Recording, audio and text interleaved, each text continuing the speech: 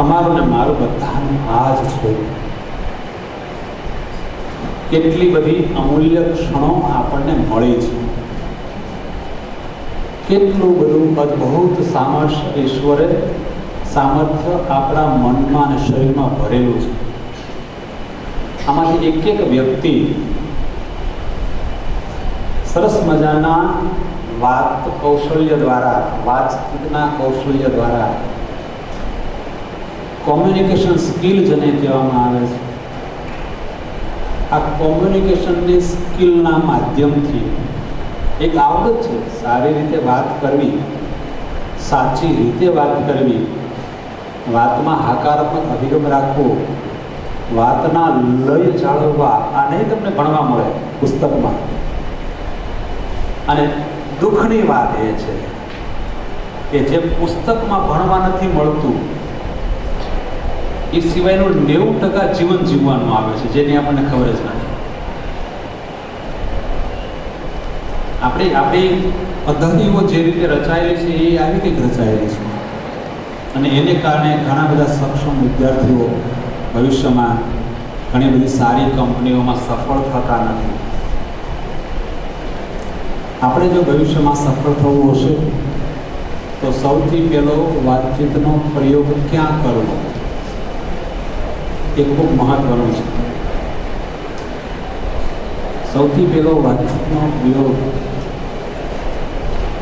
ક્યાં કરવો એ ખૂબ મહત્વનું છે.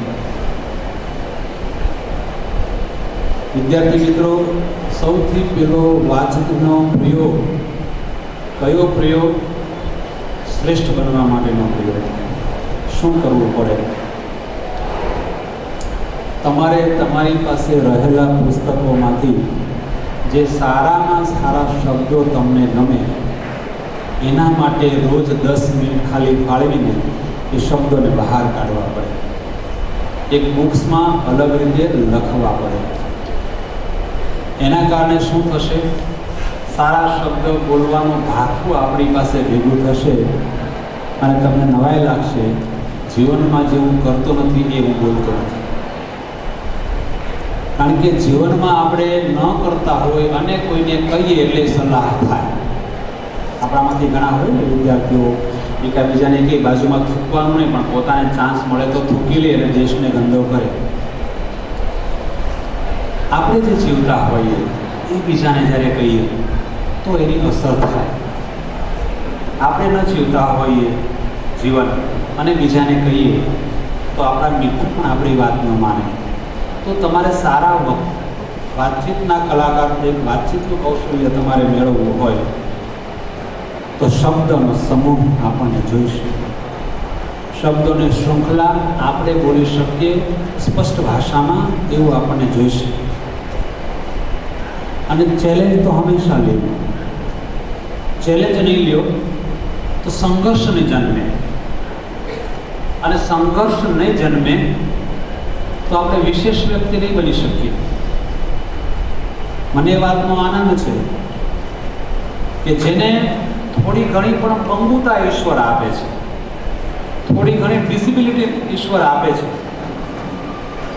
એ વ્યક્તિ એના સમૂહમાં, એટલે એનું જેટલું પ્રમાણ છે એ પ્રમાણમાં એટલા વ્યક્તિઓ સારા વ્યક્તિના પ્રમાણની સાથે જો હું મેચ કરું તો વિશેષ વ્યક્તિત્વ હોય છે.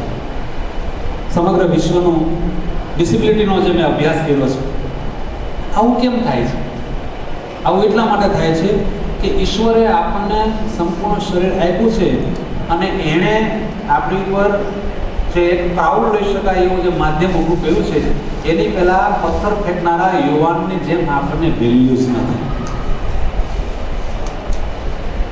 આમ તમે જુઓ તો સોસાયટીની રીતે આપણે વિચાર કરીએ, સોશિયલી વિચારીએ તો થોડી ઘણી ખામી આતી હોય, એને અંદરથી પણ થોડો સંકોચ થતો હોય, પણ એ સંકોચને એ ચેલેન્જમાં લઈ અને પોતે એવું પ્રભુત્વ દાખવે. મેં જેમ હમણાં કહ્યું તો એમ એક મહાનુભાવનું ઉદાહરણ લીધેલું કે જેને ગળાનો ઉપરનો ભાગ કામ કરે છે ને છતાં એ પદ્મશ્રી છે આપણા સુરતના. એવું છે એ ક્ષણનો આપણે જે ઉપયોગ કરીએ, એ શબ્દોને આપણે અલગ તારવીએ અને પછી એને વાતચીતમાં લાવવાનો પ્રયત્ન કરવાનો છે. જો વાતચીતની કળામાં તમારે કંઈક બનવું હોય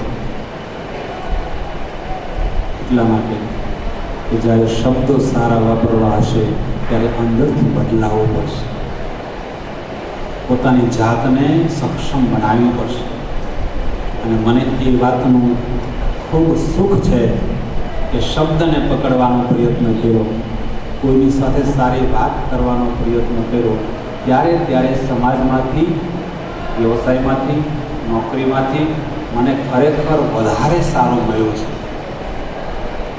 આપ બધા અહીંયા જે આવ્યા છો, તમે પણ સાંભળ્યું હશે કે આવું કાર્ય થઈ રહ્યું છે. એટલું જ નહીં સાંભળ્યું હોય કે માત્ર 75 કલાક એક વિષય ઉપર બોલો, પણ તમે એવું સાંભળ્યું હશે કે Guinness book of world record માટે બોલવાનું છે. ત્યારે તમને અંદરથી હરખ થયો હશે કે ના, કંઈક તો અલગ અને સારું હશે. આ શબ્દોની તાકાત છે. અને એટલે જો શીખવું હોય તો ક્યાં શીખાય એ હું તમને કહી દઉં.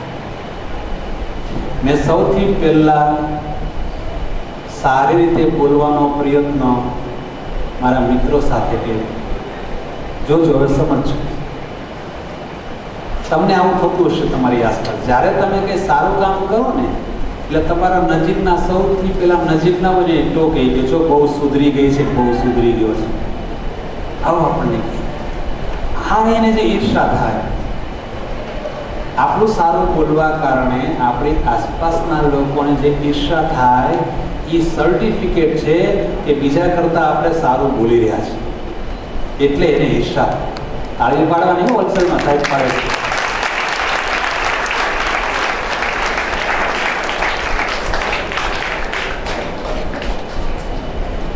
હું જોન ટ્રેનર બનવા માટે મેં ફોર્મ ભર્યું ત્યારે ઘણા બધા લોકો એવું કીધું, આ જોન ટ્રેનર થઈએ તો આ માણસ, આ તો ઇગોસ્ટ છે, આ અભિમાની છે. એમાં થાય એવું કે મારો ચહેરો એવો છે, મોટી આંખો, કાળો કલર, કોઈને લાગે ઇગોસ્ટ છે. થાય ને એવું. તમે તો કંઈ વાંધો નહીં. મને બહુ દુઃખ લાગ્યું. પહેલાં તો મને એમ થયું કે હું જોન ટ્રેનર બનવા માટે ન જાઉં. પ્રશાંત એવું થયું. તો પછી હું ગયો. 60 જણા હતા અમે લોકો, એમાંથી 14 જણ પાસ થયા. જેવા જોન ટ્રેનરની એક્ઝામમાં પાસ થયો એટલે એના એ લોકો કહેવા મળ્યા, એ તો કરી દે ને, એ તો કરે, બીજું ન કરી દે. હલો, જાગો છો? તમે આજની એક વાત ખાલી પકડજો, એવું હું તમને પ્રાર્થના કરું છું. જ્યારે સારું બોલવાનો પ્રયત્ન કર્યો એટલે ત્યારે ટીકાઓ થઈ. જ્યારે સારું બોલ્યા પછી પાછી પ્રશંસા થઈ. પછી જોન ટ્રેનર થઈ ગયા પછી નેશનલ ટ્રેનરની અમારી એક્ઝામ આવે. આ બધી જ જગ્યાએ બોલવાનું હોય છે. શબ્દોની તાકાત છે, અને શબ્દો સમજમાંથી આવે, અને સમજ વિચારમાંથી આવે, અને વિચાર વાંચનમાંથી આવે. હું બોલ્યો એ સમજવું અઘરું છે, કારણ કે આ અનુભવ છે. એટલે જ મારા ઘરે ઘણા બધા 500-600 પુસ્તકો છે. મારા અંગત મિત્રો છે, એકદમ અંગત મિત્રો છે મારા, કે જેની સાથે મને બેસવું ગમે, જેની સાથે મને બોલવું ગમે, જેની સાથે મને વિચારવું ગમે. એ પુસ્તકો મને મારી સાથે જીવતા હોય ને એવું મને લાગે. જો તમે આવું કરી શકો તો એક દિવસ તમે અહીંયા હશો અને સુરતનો રેકોર્ડ કોઈ સુરતનું તોડતું હશે શબ્દો. મને તો એમ થાય, મને એવું થાય કે આ ક્ષેત્રમાં દીકરીઓ હવે આગળ આવે. આ ક્ષેત્રમાં કોઈ પણ વિશેષ વ્યક્તિત્વ, વિશેષ વાત હોય તો મને એમ થાય દીકરીઓ એમાં પ્રભુત્વ કરે, એ પ્રાધાન્ય બહુ આવે. પછી નેશનલ ટ્રેનરમાં પણ સ્પીચ આપવાની, બોલવાનું, પ્રેઝન્ટેશન આપવાનું, અને એમાં નવા કોન્સેપ્ટ કરવાના. નેશનલ ટ્રેનર બની ગયા. વસ્તી ગણતરીમાં ભારત સરકાર તરફથી પણ નિયુક્તિ થઈ, એ કાર્ય થયું. શબ્દ સાથે સંબંધ રાખ્યો, વાતચીતની કળામાંથી વિશેષ બની શકાય એની વાત કરું છું. અને સ્વ અનુભવની વાત કરીશ તો તમને સાચે ખબર પડશે. ત્યાર પછી ઇન્ટરનેશનલ ટ્રેનરની એક્ઝામ અને એજ્યુકેશન આવ્યું કોઈમ્બતુરમાં. આપણે તો ભાઈ ગુજરાતી, ઇંગ્લિશ સાથે નાતો ઓછો,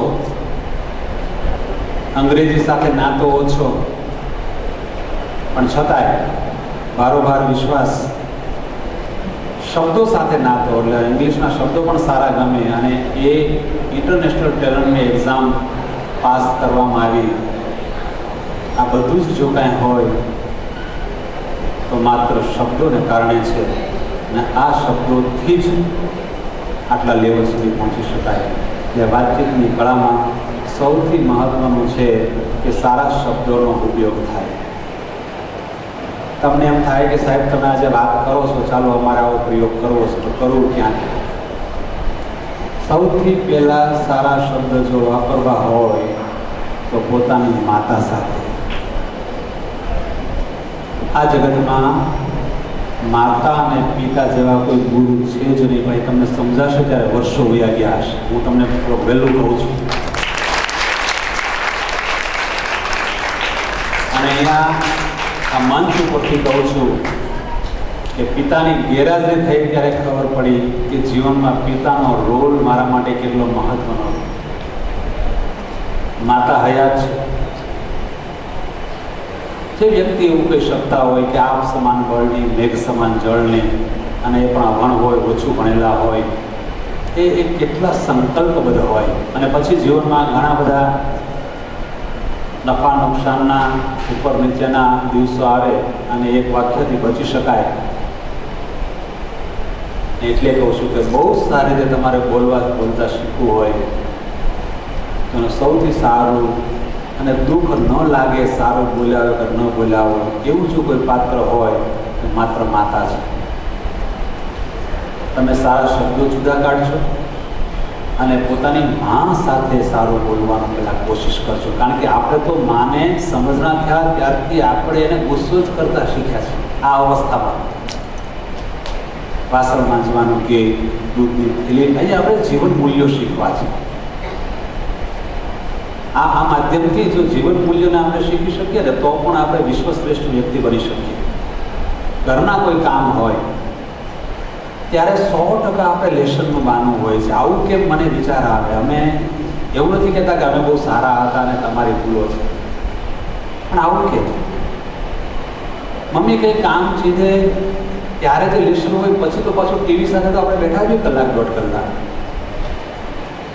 પપ્પા કામ ચીધે ત્યારે જ આપણે અસાઇનમેન્ટ પૂરું કરવાનું હોય, બાકી ક્રિકેટ માટે તો દિવસમાં 1.5 કલાક મળી જ જાય. માતા અને પિતા સાથે સારા શબ્દમાં વાત કરવાનો પહેલો પ્રયત્ન કરો, એટલા માટે કે તમારી હાંસી નહીં ઉડાવે. એ તમને એમ કહેશે કે બેટા સરસ વાત કરી દે, બહુ સારું બોલ્યા. અભણ માતા હશે તો એમ કહેશે કે તું બહુ સરસ બોલી કે બહુ સરસ બોલ્યો. જ્યારે આ પ્રમાણપત્ર તમને મળવાનું થાય પછી બીજી જગ્યાએ તમારી હિંમત ખુલી જશે. અને જ્યારે હિંમત ખુલી જાય ત્યારે જેટલા અહીંયા બેઠા છે ને મારે કહેવું છે કે આજે એક સંકલ્પ તમે અહીંયાથી કરીને જજો.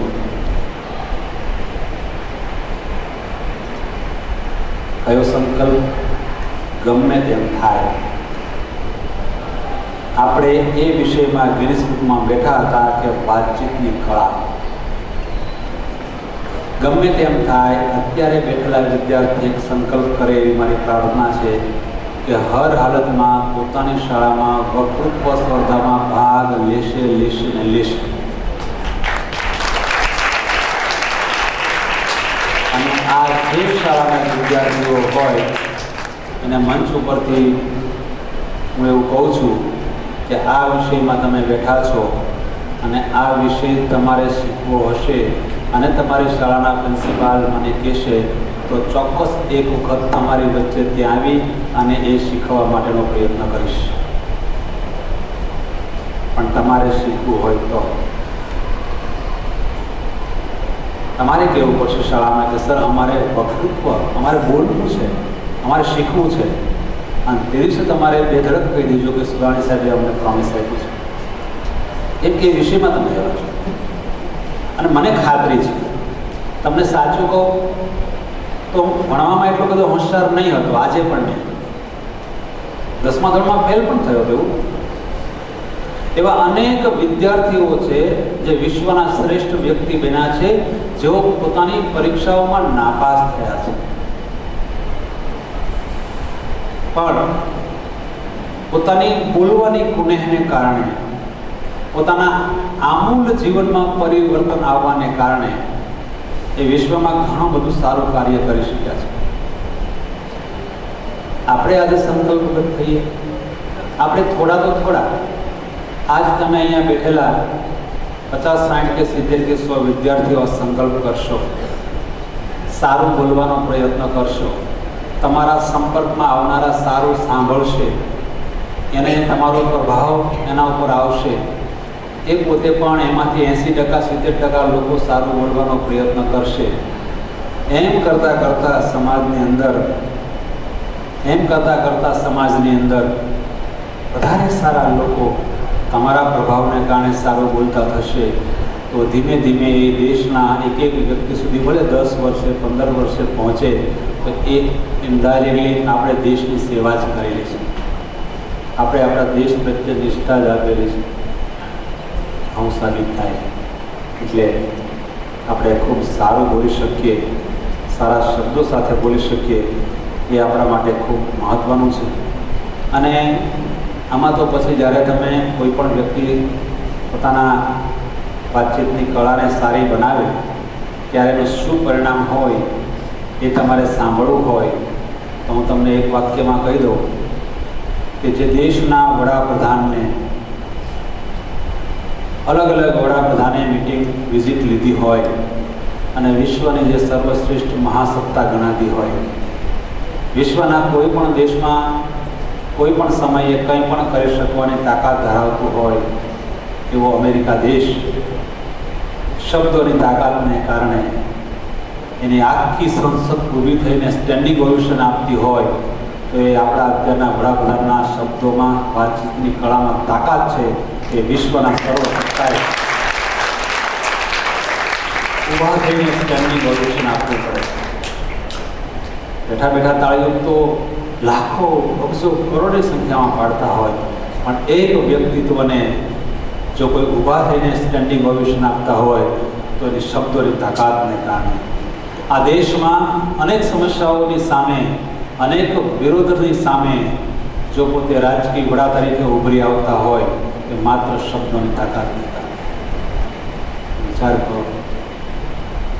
આપણે ગુજરાતીઓ માત્ર ધંધાને જ સમજીએ છીએ, ધંધાની પ્રવૃત્તિને જ માધ્યમ બનાવીએ છીએ, અને એને કારણે આપણા એન્જિનિયરો, ડૉક્ટરો કે વિશેષ વ્યક્તિઓ 2-5 વર્ષ જોબ કરીને ધંધાનો જ વિચારતા હોય ત્યારે બિલકુલ કિંમત ચૂકવ્યા વગરની વસ્તુ, લગભગ રોકાણ ન થાય એવી બાબતોમાં હોય તો એ માત્ર વાતચીતની કુનેહ છે. ઘરની અંદર પોતાની માતા સાથે ખૂબ વાતની શરૂઆત કરો, પ્રોત્સાહન મળે. પોતાના સર્કલમાં નવા નવા શબ્દનો પ્રયોગ કરો, સારા શબ્દોનો વાપરવાનો પ્રયોગ કરો. એમ કરતાં સરસ મજાના વાક્ય બોલવાનો પ્રયત્ન થાય. એમાં સારા અને નબળા અનુભવો આપણી સામે આવે. કારણ એ છે કે જ્યારે આપણે સારી વાત કરીએ ત્યારે આપણને ન સમજી શકે એવા લોકો પણ આપણી આસપાસ, આપણી સમક્ષ હોઈ શકે, અને ત્યારે એ આપણા શબ્દોને ન સ્વીકારી શકે તો નિરાશ થવાની જરૂર નથી. એમાં એવું માનવાનું છે કે હજી મારા શબ્દોમાં કઈ એવી ખામી રહી કે જેને કારણે સામેનો માણસ પ્રભાવિત ન થયો. એનું સારામાં સારું ઉદાહરણ સાંભળવું હોય તો હું તમને કહી દઉં. ગયા વર્ષ નહીં, આગલા વર્ષે વિવિધ ભારતી રેડિયોમાંથી એવી જાહેરાત આવી કે 22 વર્ષથી 50 વર્ષના વ્યક્તિને કેઝ્યુઅલ એનાઉન્સર તરીકે અમારે ત્યાં સેવા આપવી હોય તો એના સ્વર પરીક્ષણ માટે પરીક્ષાઓ લેવામાં આવશે. મને એમ થયું કે રેડિયોમાં ચાલો બોલીએ. કોઈએ મને એવું કીધું કે તમારો વોઇસ રેડિયોમાં ન ચાલે, એટલે તરત તેને ચેલેન્જ તરીકે સ્વીકારી. મને એટલી ખબર હતી કે સ્વર પરીક્ષણ લેવાય એમાં અલગ અલગ શબ્દોને લયના નાદે તોડીને બોલવું પડે. શબ્દ અગરો છે, રાજવામાં આપણે તોડતા હોઈએ ને શાકભાજી, તો શબ્દને લયના નાદે તોડીને બોલવું પડે. ભાતીગળ સૌરાષ્ટ્રમાંથી આવતા વ્યક્તિ પાસે એના લયમાં એ શબ્દ ન હોય એ સ્વાભાવિક છે. અહીંના વ્યક્તિ હોય સાઉથ ગુજરાત, ઉત્તર ગુજરાત, સાઉથ ગુજરાત ને મધ્ય ગુજરાતના લોકો એ ઇઝીલી બોલી શકે એવું બને. એટલે મારા દીકરાને મેં એવું કીધું કે તું કોલેજેથી આવે એટલે વિવિધ ભારતી રેડિયોમાંથી ફોર્મ લેતો આવશે. વિવિધ ભારતી રેડિયોમાં જ્યારે ફોર્મ લેવા ગયા ત્યારે એને એવું કહેવામાં આવ્યું કે તમારે પરીક્ષા આપવી છે? તો કે ના, મારા પપ્પાને અહીંયા પરીક્ષા આપવી છે. ઓહ, કેટલી ઉંમર છે? સર 43 વર્ષ. ઓહો, 43 વર્ષવાળાની અમારે જરૂર નથી. અમારે તો એકદમ યંગ હોય, એનો ટ્યુન સારો હોય, એને અમારી જરૂર છે. બહુ સરસ. સુરત શહેરની વાત કરું છું અને હકારાત્મક વાત કરું છું. સારું થયું એવું કહ્યું કે આજે હું તમને ઉદાહરણ આપી શકું છું. 2-4 દિવસ વિચાર કર્યો. જાહેરાતમાં લખી છે 22 થી 50 વર્ષના વ્યક્તિઓની જરૂર છે અને માત્ર યંગ પીપલને ત્યાં આમંત્રણ આપે છે, પણ છૂટ તો છે જ ફોર્મ ભરવાની, કારણ કે ગવર્મેન્ટનો રૂલ્સ છે. 3 દિવસ પછી હું રૂબરૂ ગયો, મેં ફોર્મ ભર્યું. હું પરીક્ષા આપીશ અને મારે પરીક્ષા આપવી છે અને અમે ઘણા બધા વ્યક્તિઓ ત્યાં પરીક્ષા આપવામાં હતા. ખૂબ તૈયારી કરી. શબ્દોનો તો સાધક છું, એને શબ્દોની તો પૂજા કરું છું અને એના પ્રત્યે મને ચાહત છે. બોલવું એ મારી પૂજા છે અને હું ત્યાં પરીક્ષા આપવા ગયો. આ શું કામ તમને કહું છું? ઇતર પ્રવૃત્તિમાં જોડાશો તો શબ્દોમાં પણ તાકાત આવશે. ત્યાં જઈને સ્વર પરીક્ષણ આપી. ઘણા બધા વ્યક્તિમાંથી 18-19 જણા પાસ થયા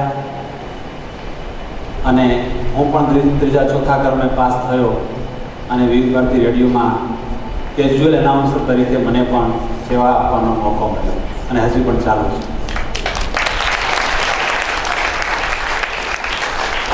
શબ્દો શું કરી શકે? જો તમે અત્યારથી એનો રિયાઝ કરશો. ફેમિલી કોર્ટમાં એટલું સરસ કામ કરું છું. માત્ર શબ્દોની તાકાતને કારણે, વાતચીત કરવાની કુનેહને કારણે 1 વર્ષમાં 80 પરિવારો જે છૂટા પડવા આવ્યા હતા એને આપણે જોડી શક્યા છે.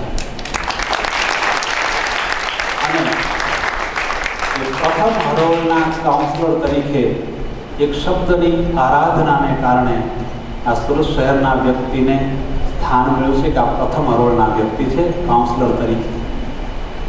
આપણે સર્ટિફિકેટ નથી જોતા બધી વસ્તુઓના, પણ આત્મસંતોષ થાય છે કે જેની મેં વર્ષોથી સાધના કરી છે એ શબ્દો સમાજ માટે ઉપયોગ થઈ રહ્યા છે. એટલે મારી તમને એક પ્રાર્થના છે. હું દરેકને પ્રાર્થના કરીશ, કોઈને સલાહ નહીં આપું, કારણ કે સલાહ આપવાને લાયક હજી આપણે નથી. આપણા જીવનમાં ઘણી બધી ખામીઓ હોય એટલે આપણે લોકોને સલાહ ન આપી શકીએ, પણ પ્રાર્થના કરી શકીએ કે જીવનમાં જે વસ્તુથી મને સુખ મળ્યું છે રખીને તમને પણ મળી જાય.